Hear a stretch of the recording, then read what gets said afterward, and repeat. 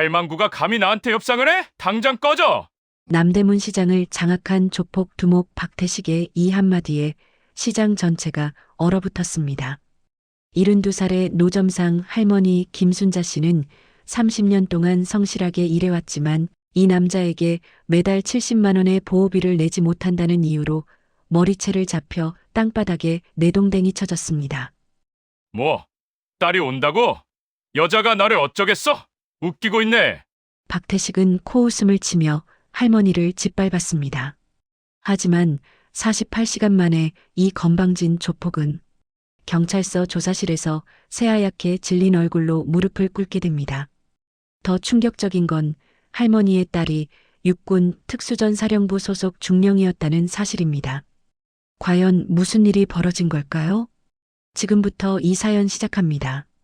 사연 시작 전에 구독 버튼을 눌러주시고 어디서 듣고 계신지 댓글에 남겨주시면 행운 가득한 기운을 전달해 드립니다.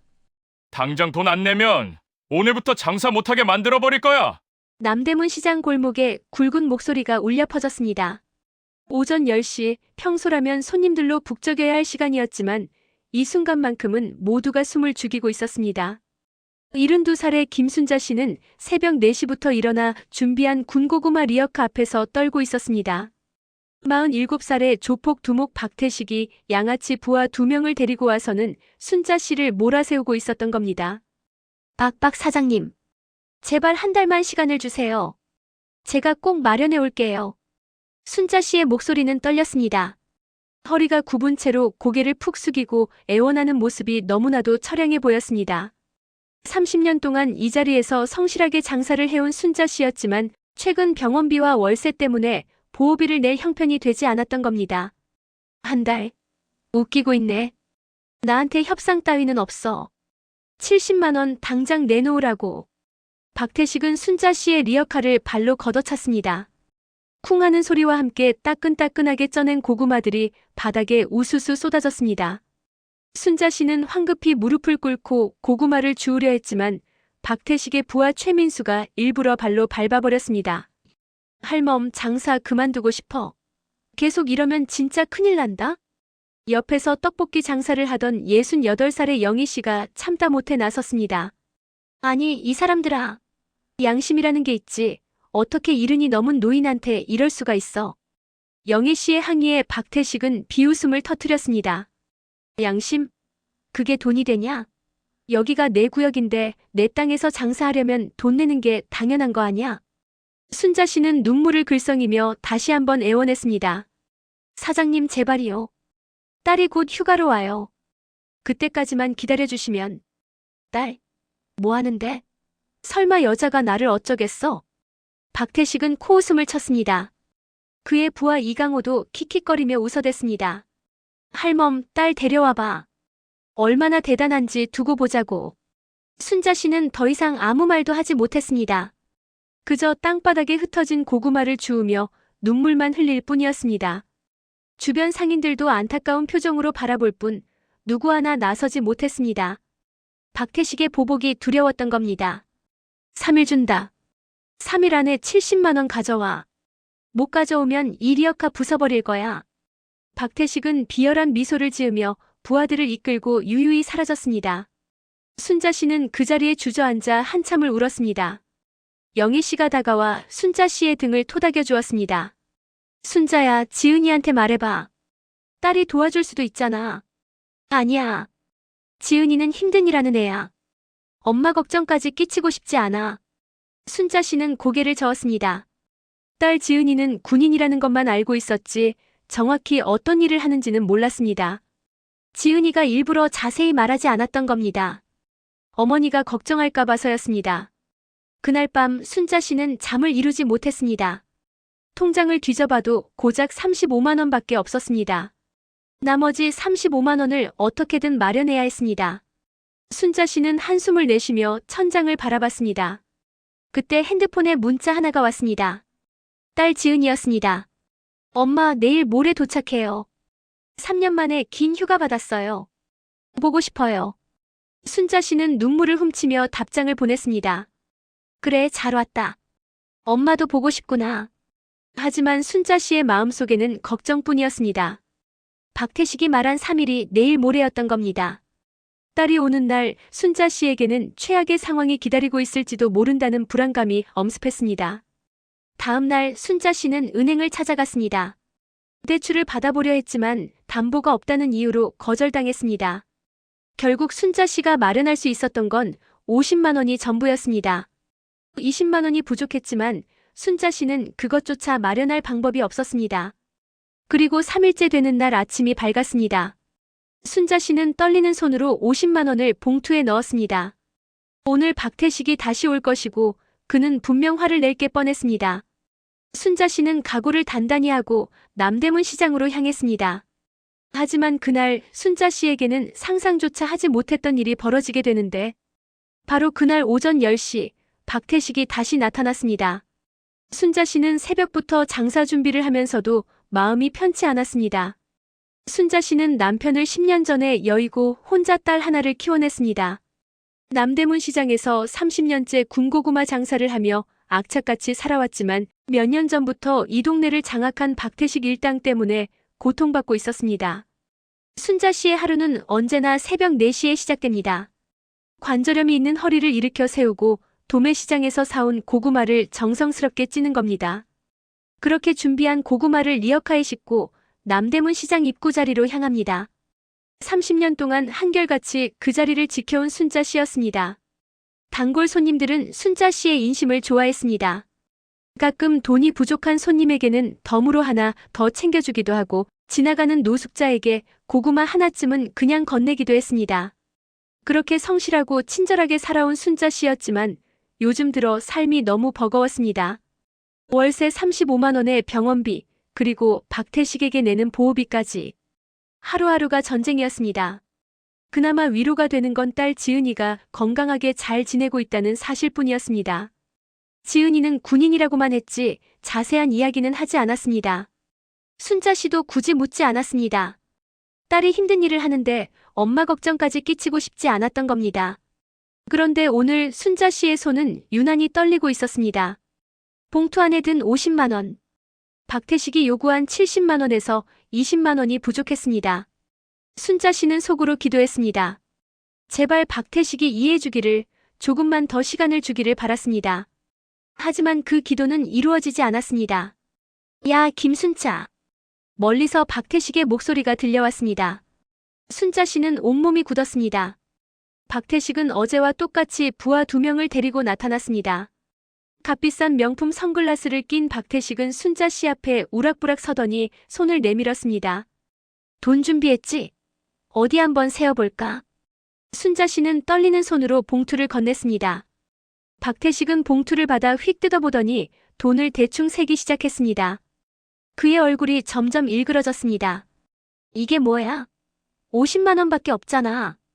박태식의 고함 소리에 주변 상인들이 깜짝 놀라 이쪽을 바라봤습니다. 순자 씨는 황급히 손을 모았습니다. 사장님. 정말 죄송합니다. 나머지는 일주일만 시간을 주시면. 일주일?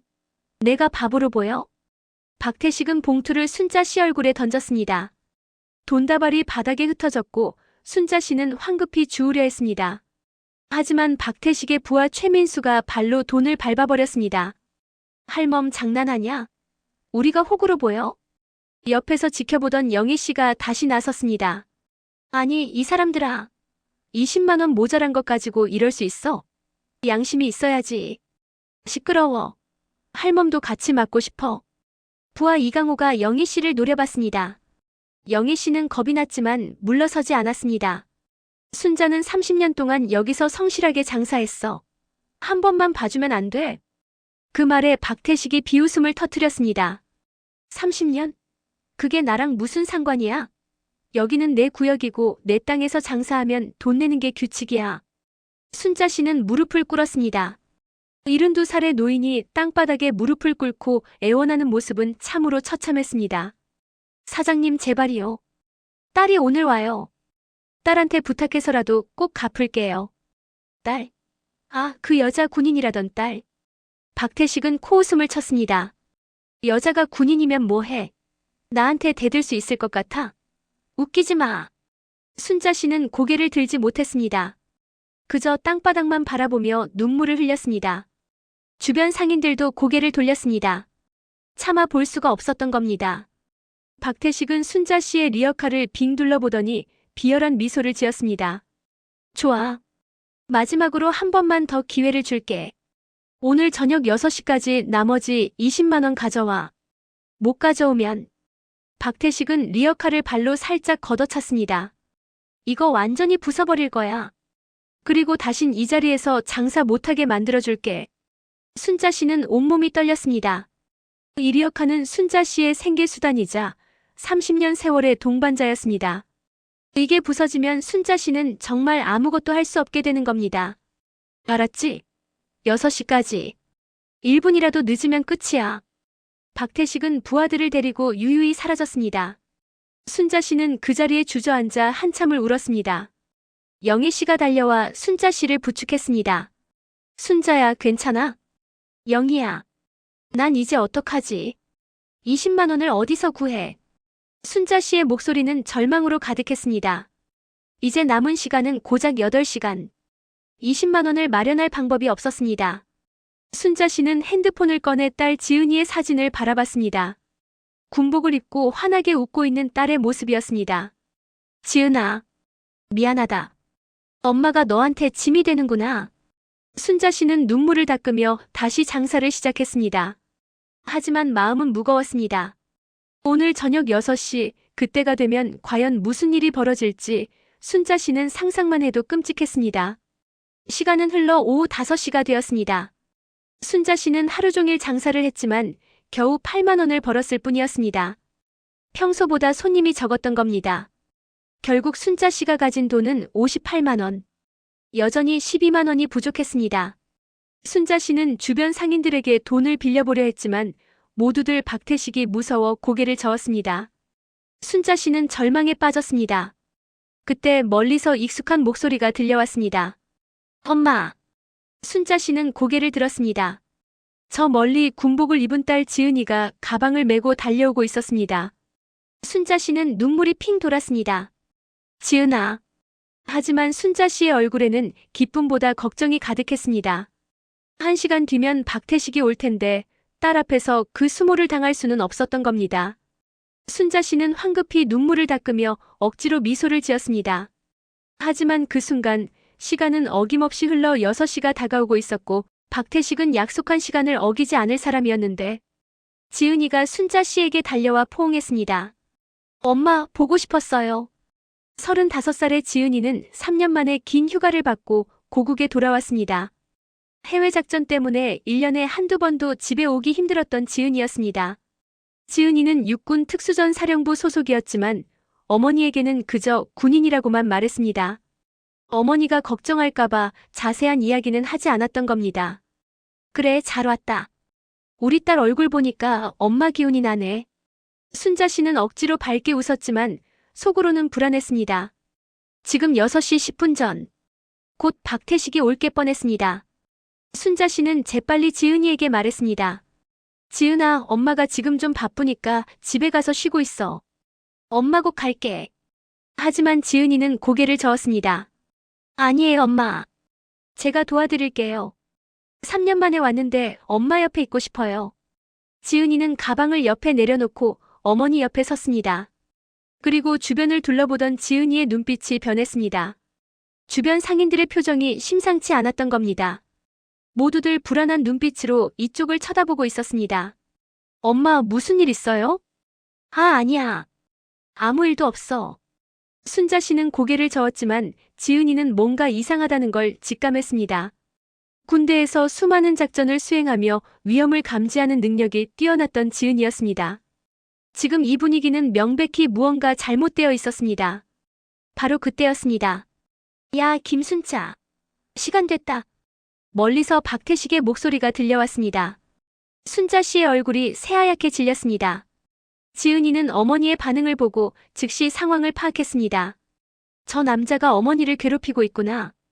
박태식은 부하 2명을 데리고 성큼성큼 다가왔습니다. 그리고 순자 씨 앞에 서더니 손을 내밀었습니다. 돈 가져왔어?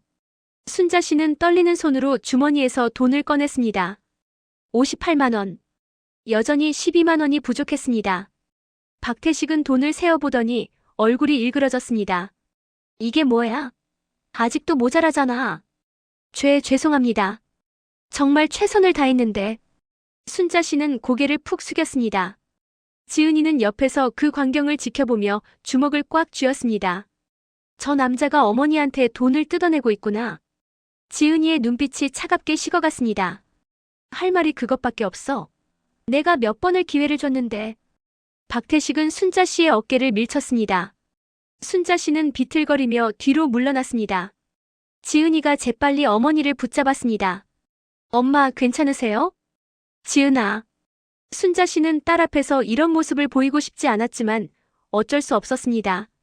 박태식은 지은이를 위아래로 훑어보더니 비웃음을 터뜨렸습니다. 오, 이게 그 딸이구나. 군인이라며. 군복 입은 거 보니까 진짜네. 박태식은 지은이에게 다가가더니 손가락으로 지은이의 어깨를 찔렀습니다. 야, 군인 양반. 내 엄마가 나한테 70만 원 빚졌어. 대신 내줄 거야? 지은이는 박태식의 손을 차갑게 쳐냈습니다. 손 치우세요. 지은이의 목소리는 낮고 냉정했습니다. 박태식은 지은이의 반응에 당황했지만 곧 화를 냈습니다. 뭐야, 이년은? 내가 감히 나한테. 박태식은 지은이의 멱살을 잡으려 했습니다. 하지만 지은이는 재빠르게 손목을 틀어 박태식의 팔을 제쳤습니다. 박태식은 휘청거렸습니다. 이게 집년이 진짜. 박태식의 부하 최민수가 지은이에게 달려들었습니다. 하지만 지은이는 침착하게 최민수의 공격을 피하며 다리를 걸었습니다. 최민수는 그대로 바닥에 넘어졌습니다. 야, 너 지금 뭐 하는 거야? 부하 이강호도 달려들었지만 지은이는 이강호의 팔을 비틀어 제압했습니다. 이강호는 고통스러운 비명을 질렀습니다. 박태식은 그 광경을 보고 당황했습니다. 자신의 부하 2명이 한 여자한테 순식간에 제압당한 겁니다. 박태식은 뒷걸음질 쳤습니다. 야야, 너 지금 현역 군인이 민간인 폭행하는 거야? 이거 큰일 난다? 지은이는 차갑게 미소 지었습니다. 폭행이라고요? 전 정당방위를 한 겁니다. 이 사람들이 먼저 공격했으니까요. 주변 상인들이 웅성거렸습니다. 모두들 지은이의 실력에 놀란 표정이었습니다. 영희 씨는 박수를 치며 소리쳤습니다. 잘했어, 지은아. 저 나쁜 놈들 혼내줘. 박태식은 얼굴이 붉어졌습니다. 자존심이 상했던 겁니다. 박태식은 순자 씨를 노려보며 소리쳤습니다. 좋아. 오늘은 이렇게 넘어가주지. 하지만 내일 당장 70만 원 가져와. 안 그러면 진짜 가만 안 둬. 박태식은 부하들을 일으켜 세우고 황급히 자리를 떠났습니다. 순자 씨는 그제야 안도의 한숨을 내쉬었습니다. 하지만 지은이의 표정은 여전히 차가웠습니다. 엄마, 저 사람들이 엄마한테 계속 이랬어요? 지은아, 미안하다. 엄마가 무능해서. 아니에요, 엄마. 엄마 잘못이 아니에요. 지은이는 어머니를 꼭 안았습니다. 그리고 속으로 다짐했습니다. 저 인간들을 절대 그냥 두지 않겠다고. 지은이는 핸드폰을 꺼내 어디론가 전화를 걸었습니다. 여보세요, 남대문 경찰서죠? 신고하려고 합니다. 조직폭력배들이 노점상들에게 보호비 명목으로 금품을 갈취하고 있습니다. 순자 씨는 깜짝 놀라 지은이를 말렸습니다. 지은아, 안 돼. 경찰에 신고해봤자 소용없어. 왜요, 엄마? 경찰들이 저 사람들이랑 한통속이야. 신고해도 아무 조치 안 해줘. 지은이는 어머니의 말을 듣고 분노가 치밀었습니다. 경찰마저 부패했다는 건가? 지은이는 전화를 끊지 않고 차분하게 말했습니다. 저는 육군 특수전 사령부 소속 김지은 중령입니다. 지금 즉시 관할 경찰관을 보내주십시오. 만약 제대로 처리되지 않으면 국방부에 직접 보고하겠습니다. 전화 너머에서 당황하는 목소리가 들렸습니다. 지은이는 전화를 끊고 어머니를 바라봤습니다. 엄마, 걱정 마세요. 제가 다 해결할게요. 순자 씨는 눈물을 글썽이며 딸의 손을 잡았습니다. 하지만 속으로는 불안했습니다. 박태식은 이 동네에서 손꼽히는 조폭 두목이었습니다. 과연 딸이 저 사람들을 상대할 수 있을까? 30분 후 경찰차 한 대가 도착했습니다. 내린 사람은 김경수 경이었습니다. 김경수는 지은이를 보더니 대충 인사를 했습니다. 무슨 일이십니까? 조직폭력배들이 이곳 상인들에게 보호비를 갈취하고 있습니다. 즉시 조사해 주십시오. 김경수는 피식 웃었습니다. 증거가 있습니까? 증거 없이는 저희도 어쩔 수 없습니다. 증거는 제가 직접 목격했습니다. 그리고 여기 계신 상인분들 모두 증인입니다. 하지만 주변 상인들은 고개를 돌렸습니다. 박태식의 보복이 두려웠던 겁니다. 김경수는 어깨를 으쓱했습니다. 보시다시피 증인도 없는데요. 그럼 저는 이만. 김경수가 돌아서려는 순간 지은이는 그의 팔을 잡았습니다. 경위님, 제가 국방부에 직접 연락해서 이 건에 대한 합동조사를 요청하면 경위님도 조사 대상이 될 겁니다. 그래도 괜찮으시겠습니까? 김경수의 얼굴이 굳었습니다. 지은이의 눈빛은 진지했습니다. 김경수는 당황하며 말했습니다. 아니 그게. 제가 다시 한번 조사해 보겠습니다. 내일 오전 10시까지 박태식과 그 일당들을 소환해 주십시오. 안 그러면 저는 즉시 상부에 보고하겠습니다. 지은이의 말투는 단호했습니다. 김경수는 난처한 표정으로 고개를 끄덕이고는 황급히 자리를 떠났습니다. 순자 씨는 딸의 모습을 보며 놀라움을 금치 못했습니다. 저렇게 당당하고 강한 딸이었구나. 하지만 동시에 걱정도 되었습니다. 박태식이 가만히 있을 리 없었기 때문입니다. 그날 밤 순자 씨와 지은이는 집으로 돌아왔습니다. 지은이는 어머니에게 그동안 있었던 일들을 자세히 물어봤습니다. 순자 씨는 박태식이 5년 동안 얼마나 많은 돈을 뜯어갔는지 경찰에 신고해도 소용없었던 이야기를 털어놨습니다. 지은이는 주먹을 꽉 쥐었습니다. 5년 동안 어머니가 이런 고통을 받아왔다니. 지은이는 다짐했습니다. 반드시 박태식을 법의 심판을 받게 하겠다고. 다음 날 아침 지은이는 일찍 일어나 어디론가 전화를 걸었습니다. 육군본부, 국방부, 그리고 경찰청에까지. 지은이는 자신의 지위를 활용해 이 사건을 공식화시켰습니다. 그리고 오전 10시 남대문 경찰서에서는 긴급회의가 열렸고 박태식에게 소환장이 발부되었는데 오전 11시 박태식은 경찰서 소환장을 받고 비웃음을 터뜨렸습니다. 뭐? 경찰서로 출두하라고? 웃기고 있네. 박태식은 소환장을 구겨서 쓰레기통에 던져버렸습니다. 그는 김경수 경위와 오랜 유착관계를 맺고 있었기 때문에 경찰 따위는 두렵지 않았습니다. 매달 김경수에게 뒷돈을 주고 있었고 그 덕분에 어떤 신고가 들어와도 무마되곤 했습니다. 하지만 부하 최민수가 조심스럽게 말했습니다. 형님, 근데 그 여자 뭔가 심상치 않았습니다. 실력도 장난 아니었고. 닥쳐. 여자 하나 무서워서 어떻게 이 바닥에서 살아? 김경수한테 전화해봐. 박태식은 김경수에게 전화를 걸었습니다. 하지만 김경수의 반응은 평소와 달랐습니다. 박 사장님 죄송하지만 이번 건은 제가 어떻게 할 수 없습니다. 육군본부와 국방부에서 직접 개입했습니다. 뭐? 육군본부? 그 여자가 특수전사령부 소속 중령이라고 합니다. 지금 상부에서 난리가 났습니다. 사장님 일단 출두하셔서 합의를 보시는 게. 전화가 끊겼습니다. 박태식은 처음으로 불안감을 느꼈습니다. 특수전사령부 중령이라니. 박태식은 군대 제도에 대해 잘 몰랐지만 중령이라는 게 꽤 높은 계급이라는 건 알고 있었습니다. 형님 어떡합니까? 일단 가봐야겠어. 김경수 그 엑스도 이번엔 손을 못 써주는 것 같으니까. 박태식은 마지못해 부하들을 데리고 남대문 경찰서로 향했습니다. 경찰서에 도착하니 평소와 분위기가 완전히 달랐습니다. 김경수 경위 외에도 상급 경찰관 여러 명이 대기하고 있었고 심지어 육군 헌병대 장교 2명도 와 있었습니다. 박태식 씨, 이쪽으로 오십시오. 박태식은 조사실로 안내되었습니다. 조사실 안에는 지은이가 차분하게 앉아 있었습니다. 군복을 단정하게 입은 지은이의 모습은 어제와는 완전히 달랐습니다. 카리스마가 넘쳤습니다. 앉으십시오. 지은이의 말에 박태식은 어쩔 수 없이 의자에 앉았습니다. 그리고 건방지게 다리를 꼬며 말했습니다. 뭐? 할 말 있으면 해봐. 지은이는 차분하게 서류를 꺼냈습니다. 박태식 씨. 당신은 지난 5년 동안 남대문 시장 일대 노점상 47명에게 월 평균 50만 원에서 70만 원의 보호비 명목으로 금품을 갈취해 왔습니다. 총액은 약 2억 8천만 원으로 추정됩니다. 증거가 있어? 있습니다. 지은이는 태블릿을 꺼내 영상을 재생했습니다. 어제 박태식이 순자 씨를 협박하고 폭행하는 장면이 고스란히 담겨 있었습니다.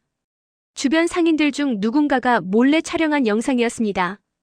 박태식의 얼굴이 굳었습니다. 지은이는 계속해서 말했습니다. 그리고 저는 오늘 아침 남대문 시장 상인들을 직접 만나 진술서를 받았습니다. 총 32명이 당신에게 갈취당한 사실을 증언했습니다. 그건 박태식은 당황했습니다. 어떻게 하루 만에 이렇게 많은 증거를 모았단 말인가? 지은이는 냉정하게 말을 이었습니다. 박태식 씨, 당신은 폭력 행위 등 처벌에 관한 법률 위반, 공갈, 상해 등의 혐의로 조사받게 됩니다. 여기 계신 검사님께서 직접 수사를 지휘하실 겁니다. 그때 조사실 문이 열리고 검사 한 명이 들어왔습니다. 박태식은 식은땀을 흘렸습니다. 상황이 생각보다 심각했던 겁니다. 박태식 씨, 진술하시겠습니까?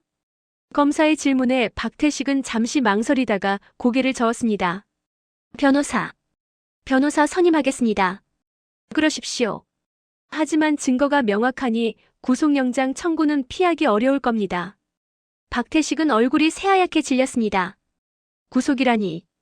박태식은 지은이를 노려봤지만 지은이는 눈 하나 깜짝하지 않았습니다. 조사는 5시간 동안 이어졌습니다.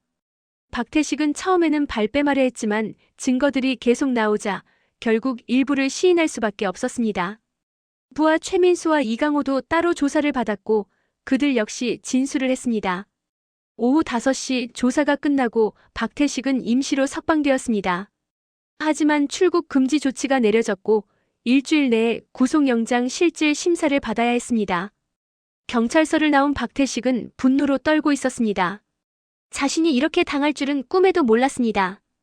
박태식은 지은이가 경찰서에서 나오기를 기다렸습니다. 30분 후 지은이가 경찰서에서 나왔습니다. 박태식은 지은이에게 다가갔습니다. 야, 김지은. 지은이는 차분하게 박태식을 바라봤습니다. 박태식은 이를 갈며 말했습니다. 내가 날 이렇게 만들었어. 너 각오해. 협박인가요? 지은이는 핸드폰을 꺼내 녹음 버튼을 눌렀습니다. 한 번 더 말씀해 보시겠습니까? 제가 검사님께 바로 전달하겠습니다. 박태식은 말문이 막혔습니다. 지은이는 한 걸음 다가가며 낮은 목소리로 말했습니다. 박태식 씨, 당신은 5년 동안 제 어머니를 괴롭혔습니다. 그뿐만 아니라 수십 명의 선량한 상인들을 협박하고 갈취했습니다. 이제 그 대가를 치를 시간입니다. 나는 그냥 돈이 필요해서. 변명입니다. 당신은 약자를 괴롭혀서 돈을 벌었습니다. 그건 범죄입니다. 지은이는 돌아서서 걸어갔습니다. 박태식은 그 뒷모습을 보며 주저앉았습니다. 처음으로 자신이 저지른 일들이 얼마나 나쁜 짓이었는지 깨달았습니다. 그날 저녁 지은이는 어머니가 있는 남대문 시장으로 갔습니다. 순자 씨는 장사를 정리하고 있었습니다. 지은이가 다가가자 순자 씨는 걱정스러운 얼굴로 물었습니다. 지은아, 어떻게 됐어? 엄마, 걱정 마세요. 박태식은 곧 법의 심판을 받을 겁니다. 그리고 뜯어간 돈도 일부 돌려받을 수 있을 거예요. 순자 씨는 눈물을 글썽였습니다. 고맙다, 지은아. 내가 없었으면 엄마, 당연한 일 했을 뿐이에요. 지은이는 어머니를 꼭 안았습니다. 주변 상인들도 하나둘씩 다가와 지은이에게 감사 인사를 했습니다. 정말 고맙습니다, 중령님. 덕분에 저희가 살았습니다. 영희 씨도 눈물을 닦으며 지은이의 손을 잡았습니다. 지은아, 내가 진짜 영웅이야. 내 엄마 복 많으셔. 지은이는 겸손하게 웃었습니다. 하지만 속으로는 다짐했습니다. 앞으로도 어머니를 그리고 이 선량한 사람들을 지켜주겠다고. 하지만 박태식은 이대로 포기할 사람이 아니었습니다.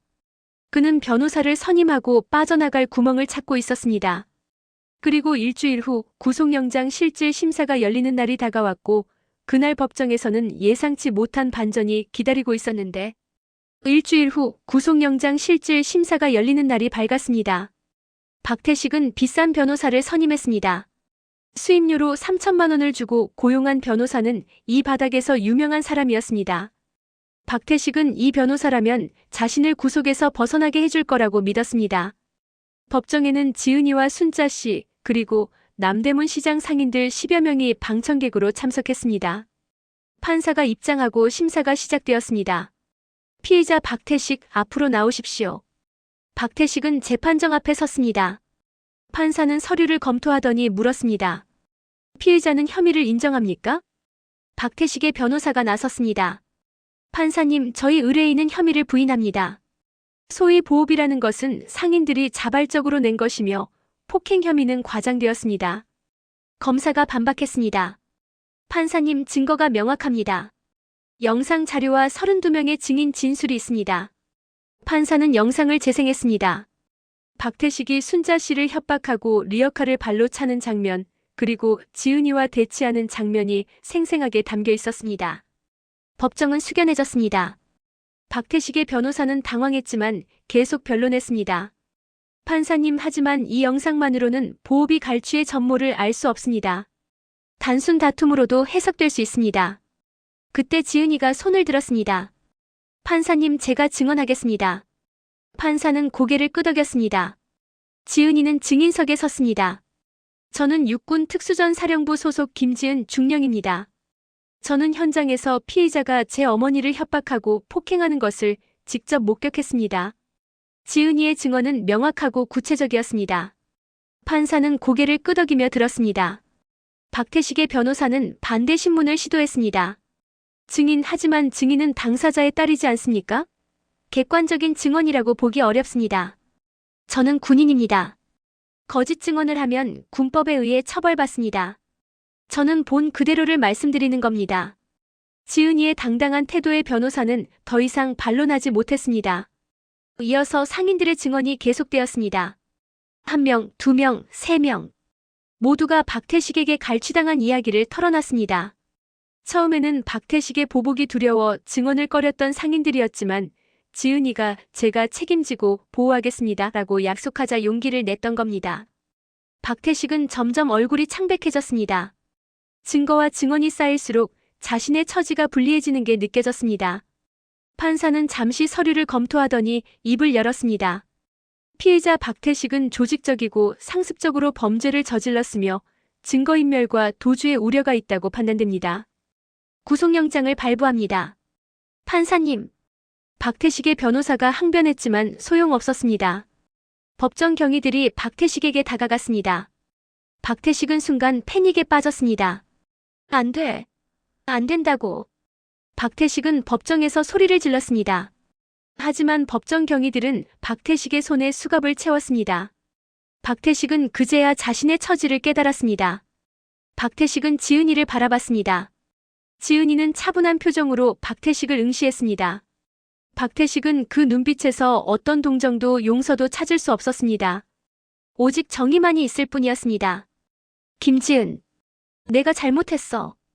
용서해줘. 박태식은 무릎을 꿇으려 했지만 법정 경위들이 그를 붙잡았습니다. 피의자, 조용히 하십시오. 박태식은 끌려가면서도 계속 소리쳤습니다. 미안해. 정말 미안하다고. 하지만 아무도 그의 말에 귀 기울이지 않았습니다. 박태식은 법정에서 끌려나갔고 곧바로 구치소로 이송되었습니다. 법정이 끝나고 지은이는 어머니에게로 갔습니다. 순자 씨는 눈물을 흘리고 있었습니다. 기쁨의 눈물이었습니다. 지은아, 정말 고맙다. 엄마, 이제 괜찮아요.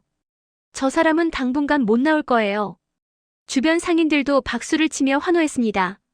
5년 동안 박태식에게 시달렸던 상인들이었습니다. 이제야 진정한 평화가 찾아온 겁니다. 영희 씨가 지은이의 손을 잡았습니다. 지은아, 내가 아니었으면 우리 모두 계속 고통받았을 거야. 정말 고맙다. 아니에요, 할머니. 당연한 일을 했을 뿐이에요. 하지만 일은 여기서 끝이 아니었습니다. 김경수 경위도 조사를 받게 되었습니다. 지은이가 제출한 증거 중에는 김경수가 박태식에게 뒷돈을 받은 정황이 담긴 자료도 있었던 겁니다. 며칠 후 김경수는 직위 해제되었고 내부 조사에 회부되었습니다. 김경수는 지은이를 원망했지만 이미 늦었습니다. 김경수 역시 법의 심판을 받게 될 운명이었습니다. 한편 박태식의 조직은 두목이 구속되자 급격히 와해되기 시작했습니다. 부하 최민수와 이강호도 각각 조사를 받았고 그들 역시 처벌을 피할 수 없었습니다. 남대문 시장에는 평화가 찾아왔습니다. 더 이상 보호비를 내지 않아도 되었고 상인들은 안심하고 장사를 할 수 있게 되었습니다. 지은이는 며칠 동안 어머니 옆에서 시간을 보냈습니다. 함께 장사를 도와주기도 하고 저녁에는 함께 식사를 하며 이야기를 나눴습니다. 순자 씨는 딸과 함께하는 시간이 너무나 행복했습니다. 지은아, 너는 정말 대단한 사람이 됐구나. 엄마 덕분이에요. 엄마가 저를 올바르게 키워주셨으니까요. 아니야. 너는 원래 착하고 정의로운 아이였어. 지은이는 어머니를 꼭 안았습니다. 순자 씨는 딸의 품에 안겨 행복한 눈물을 흘렸습니다. 다음 날 검찰에서 연락이 왔습니다. 박태식이 갈취한 돈 중 일부를 상인들에게 돌려주기로 결정했다는 내용이었습니다. 박태식이 은닉해둔 재산을 압수했고 그중 일부를 피해자들에게 배상하기로 한 겁니다. 순자 씨는 5년 동안 뜯긴 돈 중 약 60%를 돌려받을 수 있게 되었습니다. 약 200만 원 정도의 금액이었습니다. 순자 씨에게는 큰 돈이었습니다. 엄마, 이 돈으로 병원 가세요. 그동안 아픈 거 참으셨잖아요. 그래. 고맙다, 지은아. 순자 씨는 그 돈으로 밀린 병원비를 내고 제대로 치료를 받았습니다. 관절염 치료도 받고 그동안 참았던 건강검진도 받았습니다. 다행히 큰 병은 없었습니다. 남대문 시장 상인들은 지은이를 위해 작은 감사 모임을 열었습니다. 상인들이 각자 음식을 준비해와서 함께 나눠 먹었습니다. 지은이는 그들의 진심 어린 감사에 감동받았습니다. 중령님, 정말 감사합니다. 덕분에 우리가 다시 살았습니다. 지은이는 겸손하게 웃으며 말했습니다. 저는 그저 제 어머니를 지키고 싶었을 뿐입니다. 여러분도 누군가의 소중한 가족이시잖아요. 그날 밤 지은이와 순자 씨는 함께 집으로 돌아왔습니다.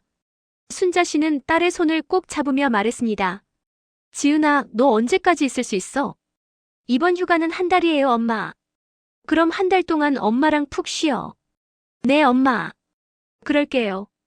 지은이는 어머니와 함께 보내는 시간이 너무나 소중했습니다. 3년 만에 얻은 긴 휴가였고 그동안 못다한 효도를 하고 싶었습니다. 그리고 그 한 달은 순자 씨와 지은이 모두에게 평생 잊지 못할 소중한 시간이 되었는데 한 달의 휴가 기간 동안 지은이는 어머니 곁에 머물렀습니다. 매일 아침 지은이는 어머니와 함께 새벽 5시에 일어나 남대문 시장으로 향했습니다. 순자 씨는 처음에는 딸에게 미안해했지만 지은이는 오히려 기뻐했습니다. 엄마, 저도 엄마 일 배우고 싶어요. 나중에 제대하면 엄마 도와드릴 수 있잖아요. 지은이는 고구마 찌는 법부터 손님 응대하는 법까지 하나하나 배웠습니다. 처음에는 서툴렀지만 곧 익숙해졌습니다. 지은이가 장사를 도우니 순자 씨의 부담이 한결 줄어들었습니다. 남대문 시장은 박태식이 사라진 후 완전히 달라졌습니다. 더 이상 보호비를 걱정하지 않아도 되니 상인들의 얼굴에는 웃음이 돌아왔습니다. 장사도 예전보다 잘 되었습니다. 불안감이 사라지니 손님들도 더 편하게 시장을 찾았던 겁니다. 지은이는 시장 상인들과 친해졌습니다. 떡볶이 장사를 하는 영희 씨는 지은이를 친손녀처럼 아꼈고 다른 상인들도 지은이를 보면 반갑게 인사했습니다. 중령님, 오늘도 고생 많으시네요. 아니에요, 전혀 힘들지 않아요. 지은이는 진심으로 대답했습니다. 오히려 이렇게 평범한 일상을 보내는 게 행복했습니다. 특수전 사령부에서는 항상 긴장 상태였지만 여기서는 평온함을 느낄 수 있었습니다. 어느 날 검찰에서 다시 연락이 왔습니다. 박태식의 재판 날짜가 잡혔다는 내용이었습니다. 한 달 후에 1심 선고 공판이 열릴 예정이었습니다. 검사는 징역 5년을 구형할 계획이라고 했습니다. 지은이는 그 소식을 어머니에게 전했습니다. 순자 씨는 복잡한 표정을 지었습니다. 5년이나. 그 사람도 가족이 있을 텐데. 엄마, 그 사람은 5년 동안 수십 명의 사람들을 괴롭혔어요. 마땅한 대가를 치러야 합니다. 순자 씨는 고개를 끄덕였습니다. 박태식에게 동정심은 없었지만 그래도 사람이 감옥에 간다는 게 안타까웠던 겁니다. 하지만 지은이의 말이 맞았습니다. 박태식은 자신이 저지른 죄에 대한 책임을 져야 했습니다. 한편 김경수 경위도 내부 조사 결과 파면 처분을 받았습니다. 박태식에게 뒷돈을 받고 범죄를 묵인한 정황이 명확하게 드러났던 겁니다. 김경수는 경찰직을 잃었고 추가로 형사처벌도 받게 되었습니다. 남대문 경찰서에는 새로운 경위가 부임했습니다. 젊고 정의로운 경위였습니다. 그는 부임 첫날 남대문 시장을 방문해 상인들에게 인사했습니다. 안녕하십니까? 저는 새로 부임한 이동훈 경위입니다.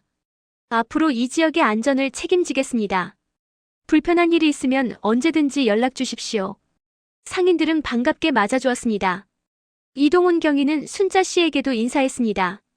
할머니, 그동안 고생 많으셨습니다. 앞으로는 이런 일이 없도록 제가 철저히 관리하겠습니다. 순자 씨는 고맙다며 고개를 숙였습니다. 이동훈 경위는 지은이에게도 인사했습니다. 중령님 존경합니다. 중령님 덕분에 이 지역이 깨끗해졌습니다. 감사합니다, 경위님. 앞으로 잘 부탁드립니다. 지은이와 이동훈 경위는 악수를 나눴습니다. 이동훈 경위는 진심으로 지은이를 존경하는 눈빛이었습니다. 그렇게 남대문 시장에는 진정한 평화가 찾아왔습니다. 박태식의 조직은 완전히 와해되었고 더 이상 상인들을 괴롭히는 사람이 없었습니다. 상인들은 안심하고 장사에만 집중할 수 있게 되었습니다. 지은이의 휴가도 어느덧 절반이 지나갔습니다. 2주가 남았을 때 지은이는 어머니와 함께 여행을 가기로 했습니다. 순자 씨는 30년 동안 장사만 하느라 제대로 된 여행을 한 번도 가본 적이 없었습니다. 엄마, 어디 가고 싶으세요? 글쎄, 엄마는 어디든 좋아. 지은이랑 함께라면. 지은이는 제주도 여행을 계획했습니다. 순자 씨는 평생 제주도에 가보고 싶었지만 기회가 없었습니다. 지은이는 항공권과 호텔을 예약했고 영희 씨에게 며칠 동안 장사를 부탁했습니다. 걱정 마, 순자야. 내가 다 알아서 할게. 지은이랑 푹 쉬다 와. 고마워, 영희야. 제주도에서의 3일은 순자 씨에게 꿈 같은 시간이었습니다. 딸과 함께 바다를 보고 맛있는 음식을 먹고 아름다운 풍경을 감상했습니다. 순자 씨는 평생 이 순간을 잊지 못할 거라고 생각했습니다. 지은아, 정말 행복하다. 엄마 인생에서 이렇게 행복한 적이 없었던 것 같아. 엄마 앞으로도 자주 이렇게 여행 다녀요. 제가 돈 벌어서 모시고 다닐게요. 그래. 고맙다, 우리 딸. 제주도에서 돌아온 후 지은이는 다시 어머니의 장사를 도왔습니다. 그리고 남은 휴가 기간 동안 어머니와 소중한 시간을 보냈습니다. 어느 날 저녁 순자 씨와 지은이는 집에서 저녁을 먹고 있었습니다. 순자 씨는 조심스럽게 물었습니다. 지은아, 너 하는 일이 위험한 거 아니니? 지은이는 잠시 멈칫했습니다. 어머니가 걱정할까봐 자세히 말하지 않았던 겁니다. 엄마, 괜찮아요. 제가 조심하니까요. 그래도 엄마는 걱정돼. 너 혹시 다치거나 한 적 없니? 지은이는 어머니의 손을 잡았습니다. 엄마, 저는 대한민국을 지키는 일을 하고 있어요. 힘들 때도 있지만 보람 있어요. 그리고 엄마 같은 선량한 사람들이 평화롭게 살 수 있도록 하는 게 제 임무예요. 순자 씨는 눈물을 글썽였습니다. 우리 딸, 정말 자랑스럽다. 엄마가 너를 잘 키운 것 같아. 엄마가 올바르게 키워주셨으니까요. 엄마는 저한테 성실함과 정직함을 가르쳐 주셨어요. 그게 지금의 저를 만들었습니다. 두 사람은 포옹했습니다. 순자 씨는 딸의 품에 안겨 행복한 눈물을 흘렸습니다. 휴가가 끝나가는 마지막 주 지은이는 남대문 시장 상인들과 작별 인사를 나눴습니다. 상인들은 아쉬워하며 지은이에게 선물을 건넸습니다. 중령님, 이거라도 받아주세요. 저희 마음입니다. 아니에요, 괜찮습니다. 그냥 받으세요. 중령님 덕분에 저희가 살았는데 이것도 못 드리면 저희 마음이 편치 않습니다. 지은이는 결국 그들의 성의를 받았습니다. 소박한 선물들이었지만 진심이 담겨 있었습니다. 휴가 마지막 날 밤 지은이는 어머니와 마지막 저녁을 함께 했습니다. 순자 씨는 딸이 떠나는 게 아쉬웠지만 참았습니다. 지은아, 몸 조심하고. 자주 연락해. 네, 엄마. 걱정 마세요. 이제는 자주 올게요. 그래. 엄마도 건강 챙길게. 다음 날 아침 지은이는 군복을 입고 부대로 돌아갈 준비를 했습니다. 순자 씨는 딸을 배웅하기 위해 함께 나섰습니다. 버스 정류장에서 순자 씨는 딸의 손을 꼭 잡았습니다. 지은아, 사랑한다. 저도 사랑해요, 엄마. 지은이는 어머니를 꼭 안았습니다. 그리고 버스에 올랐습니다. 버스가 떠나는 순간 지은이는 창밖으로 손을 흔들었습니다. 순자 씨도 눈물을 닦으며 손을 흔들었습니다. 버스가 사라질 때까지 순자 씨는 그 자리에 서 있었습니다. 그리고 혼잣말로 중얼거렸습니다. 우리 딸, 꼭 건강하게 돌아와야 해. 순자 씨는 집으로 돌아와 딸의 사진을 바라봤습니다. 군복을 입고 당당하게 서 있는 딸의 모습이 너무나 자랑스러웠습니다. 그리고 며칠 후 박태식의 1심 선고 공판이 열렸고 법정에서는 최종 판결이 내려지게 되는데 박태식의 1심 선고 공판이 열리는 날이 밝았습니다. 지은이는 이미 부대로 복귀한 상태였지만 순자 씨는 영희 씨와 함께 법정에 방청객으로 참석했습니다. 남대문 시장 상인들도 여럿이 함께 왔습니다. 모두가 박태식이 어떤 판결을 받을지 궁금해했습니다. 오전 10시 판사가 입장하고 공판이 시작되었습니다. 박태식은 수감복을 입고 수갑을 찬 채 법정에 섰습니다. 한 달 전에 건방진 모습은 온데간데 없었습니다. 머리는 산발이 되었고 얼굴은 초췌했습니다. 판사는 서류를 검토한 후 판결문을 읽기 시작했습니다. 피고인 박태식은 2020년부터 2025년까지 5년간 남대문 시장 일대에서 조직적으로 보호비 명목의 금품을 갈취했습니다. 피해자는 총 47명이며 갈취 금액은 2억 8천만 원에 달합니다. 법정은 숙연했습니다. 판사는 계속해서 판결문을 읽었습니다. 또한 피고인은 피해자들을 폭행하고 협박했으며 이는 폭력행위 등 처벌에 관한 법률 위반에 해당합니다. 피고인의 범행은 조직적이고 상습적이며 약자를 상대로 한 악질적인 범죄입니다. 박태식은 고개를 숙였습니다. 판사는 잠시 멈췄다가 최종 선고를 내렸습니다. 피고인 박태식에게 징역 6년을 선고합니다. 또한 추징금 2억 8천만 원을 명합니다. 법정에서 탄식이 흘러나왔습니다. 검사가 구형한 5년보다 1년 더 무거운 형량이었습니다. 박태식은 그 자리에서 주저앉았습니다. 판사님, 제발. 하지만 판사는 단호했습니다. 피고인은 5년 동안 수십 명의 선량한 시민들을 괴롭혔습니다. 피해자 중 일부는 피고인 때문에 경제적 어려움을 겪었고 정신적 고통을 받았습니다. 이는 결코 가볍게 볼 수 없는 범죄입니다. 박태식의 변호사가 항소 의사를 밝혔지만 판사는 이미 판결을 내린 상태였습니다. 박태식은 법정에서 끌려나갔습니다. 순자 씨는 법정 밖으로 나와 안도의 한숨을 내쉬었습니다. 영희 씨가 순자 씨의 손을 잡았습니다. 순자야, 이제 끝났어. 정말 끝났어. 그래. 고맙다, 영희야. 두 사람은 포옹했습니다. 주변 상인들도 기뻐하며 서로 축하했습니다. 5년 동안의 악몽이 드디어 끝난 겁니다. 순자 씨는 집에 돌아와 즉시 지은이에게 전화를 걸었습니다. 지은아, 박태식이 징역 6년 선고받았어. 정말이요, 엄마? 다행이다. 이제 안심하세요. 그래. 다 내 덕분이야, 지은아. 아니에요, 엄마. 법이 제대로 작동한 거예요. 순자 씨는 눈물을 닦으며 웃었습니다. 정말 오랜만에 마음 편하게 웃는 것 같았습니다. 며칠 후 검찰에서 연락이 왔습니다. 박태식이 은닉해둔 재산을 모두 압수했고 피해자들에게 배상하기로 결정했다는 내용이었습니다. 순자 씨를 포함한 상인들은 각자 갈취당한 금액의 약 80%를 돌려받을 수 있게 되었습니다. 순자 씨는 약 320만 원을 돌려받았습니다. 5년 동안 뜯긴 돈의 대부분이었습니다. 순자 씨는 그 돈으로 밀린 병원비를 모두 갚았고 나머지는 저축했습니다. 남대문 시장은 완전히 달라졌습니다. 박태식이 사라진 후 더 이상 보호비를 걱정할 필요가 없어지자 상인들의 표정이 밝아졌습니다. 장사도 예전보다 훨씬 잘 되었습니다. 이동훈 경위는 약속대로 남대문 시장의 안전을 철저히 관리했습니다. 정기적으로 순찰을 돌았고 상인들과 소통하며 문제가 생기면 즉시 해결했습니다. 상인들은 이동훈 경위를 신뢰했고 경찰에 대한 불신도 사라졌습니다. 순자 씨는 다시 평범한 일상으로 돌아갔습니다. 매일 새벽에 일어나 고구마를 찌고 리어카를 끌고 시장으로 향했습니다. 하지만 이제는 마음이 편했습니다. 더 이상 박태식을 걱정할 필요가 없었으니까요. 영희 씨는 여전히 순자 씨 옆에서 떡볶이 장사를 했습니다. 두 사람은 30년 지기 친구였고 앞으로도 계속 함께할 겁니다. 순자야, 우리 정말 운이 좋았어. 지은이 같은 딸을 둬서. 맞아. 지은이는 엄마 자랑이야. 순자 씨는 딸 사진을 꺼내 바라봤습니다. 군복을 입고 당당하게 서 있는 딸의 모습이 너무나 자랑스러웠습니다. 한 달 후 지은이가 다시 휴가를 나왔습니다. 이번에는 짧은 휴가였지만 순자 씨는 너무나 기뻤습니다. 엄마, 보고 싶었어요. 엄마도 보고 싶었어, 지은아.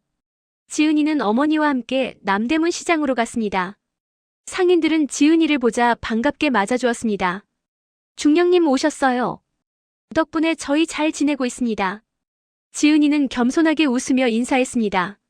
상인들은 지은이에게 음식을 건네며 대접했습니다. 지은이는 그들의 따뜻한 마음에 감동받았습니다. 저녁에 순자 씨와 지은이는 함께 저녁을 먹었습니다. 순자 씨는 딸에게 말했습니다. 지은아, 박태식이 항소했대. 근데 변호사가 말하길 항소해도 형량이 줄어들 가능성은 거의 없대. 그렇군요. 그럼 6년은 확정이겠네요. 그래. 이제 정말 끝난 것 같아. 순자 씨는 안도의 한숨을 내쉬었습니다. 지은이는 어머니의 손을 잡았습니다. 엄마, 이제 편하게 사세요. 제가 자주 올게요.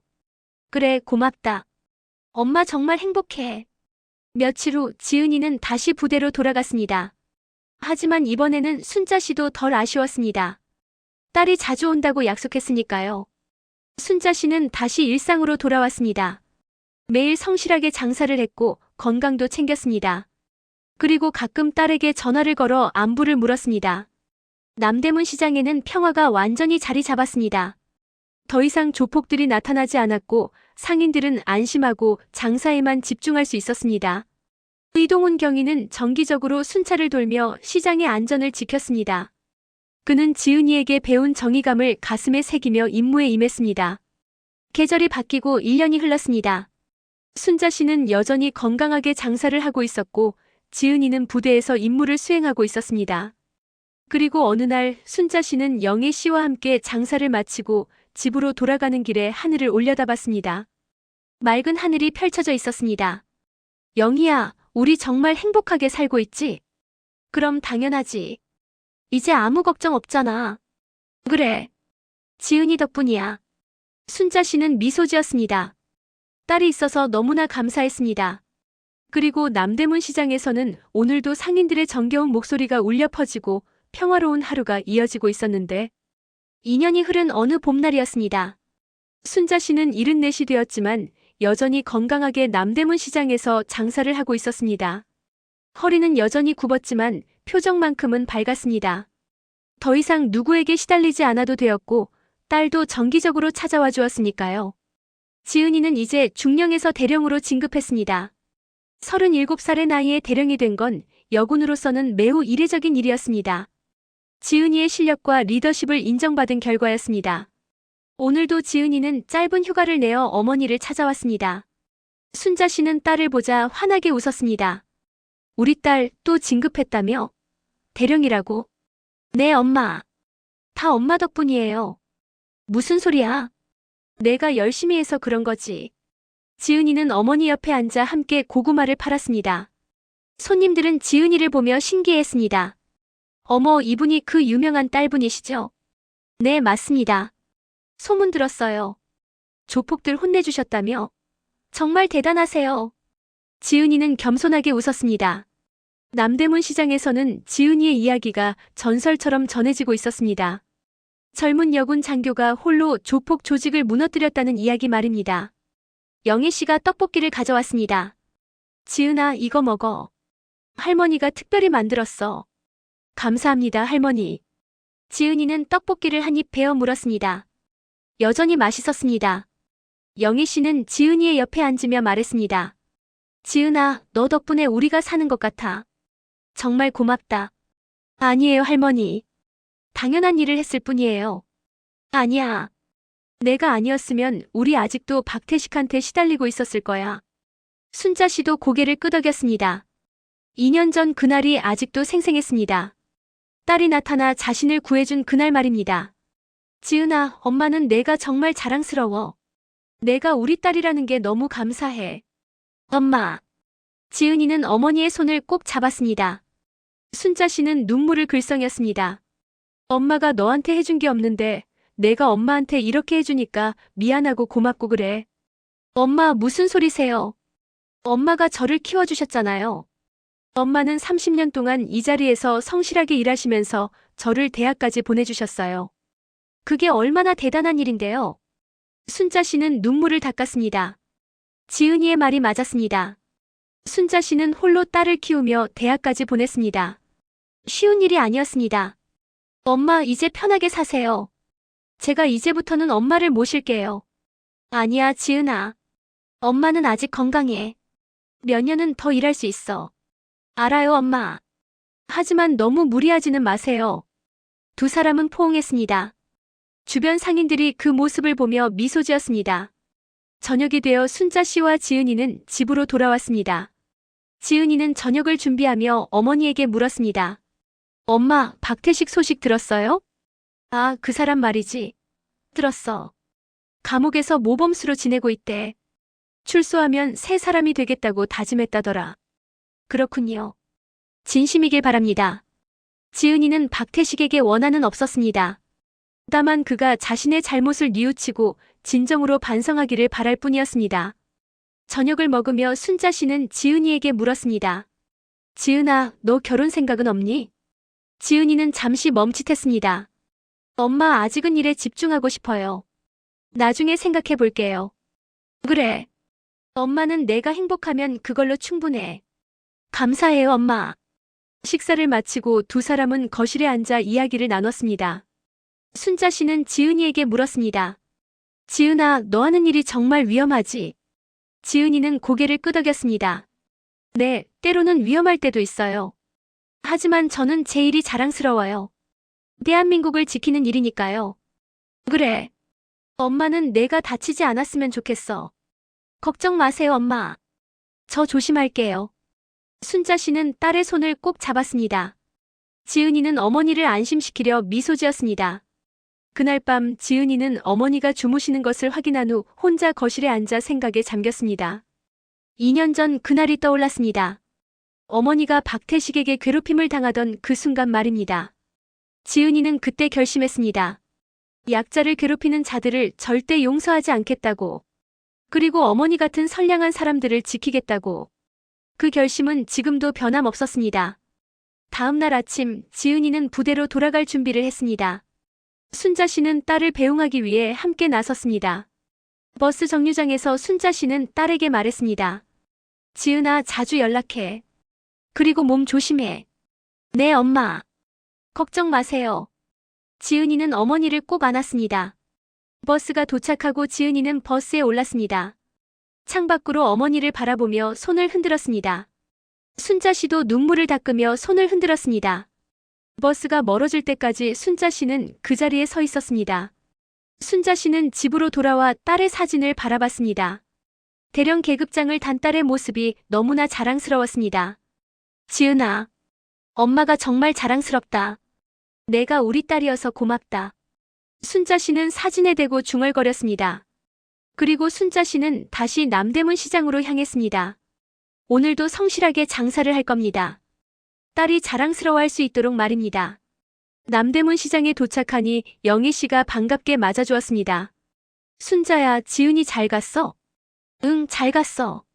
우리 정말 복 많지? 이렇게 평화롭게 살 수 있잖아. 맞아. 정말 감사한 일이야. 두 사람은 미소를 지으며 각자의 자리로 향했습니다. 순자 씨는 리어카를 정리하며 고구마를 진열했습니다. 고구마 사세요. 따끈따끈한 군고구마. 순자 씨의 정겨운 목소리가 남대문 시장에 울려 퍼졌습니다.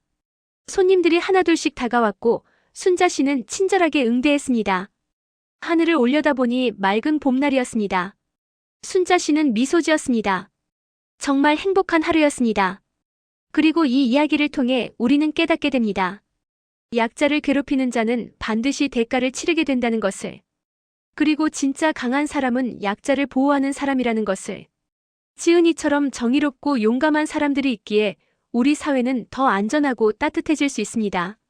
순자 씨는 오늘도 성실하게 장사를 하며 평범하지만 행복한 하루를 보냅니다. 그리고 딸 지은이는 대한민국 어딘가에서 나라를 지키고 있습니다. 두 사람 모두 각자의 자리에서 최선을 다하며 살아가고 있습니다.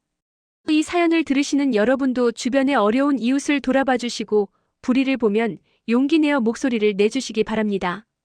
우리 모두가 조금씩 관심을 가지고 행동한다면 우리 사회는 더 정의롭고 따뜻한 곳이 될 겁니다.